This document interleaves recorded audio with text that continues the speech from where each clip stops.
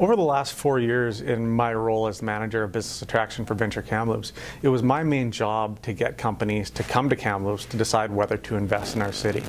Unfortunately, the majority of those times, those companies were here no longer than a day, and they decided to either invest outside of municipal boundaries or worse off, invest somewhere else in another community. There was one main reason as to why they wouldn't invest in Kamloops, and that was because there was lack of desirable location for them to operate. A main pillar in my platform is to become the business-friendly capital of Canada. It sounds like a big undertaking, but I could suggest 8 years ago, if I were to tell you that Olympians were going to move here and Olympic coaches were going to move here from around the world to train athletes, the tournament capital of Canada, people would have laughed. It is something that could be done if there is a focus on that. The first piece to the business-friendly capital of Canada is looking at the development of a new business park in the southwest, either north or south of the way scales. And I'm not sure if many people are aware, but back in the 70s, the city of Kamloops actually built and developed the Laval and Dalhousie Business Park. And that park actually brings in $1.4 million in taxes per year.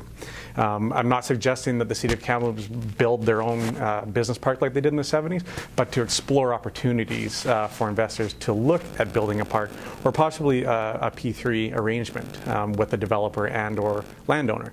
I think these are things that could be explored. When that does happen and a park does open up, it's going to allow companies along Notre Dame and McGill to relocate or expand. A lot of those companies are bursting at the seams, but they have nowhere to expand.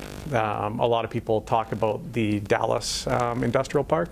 And unfortunately, at this point in time, in a Kamloops mentality for these semi-industrial slash service companies, they find that it's too far for their customers to drive to, as well as paying employees time and gas.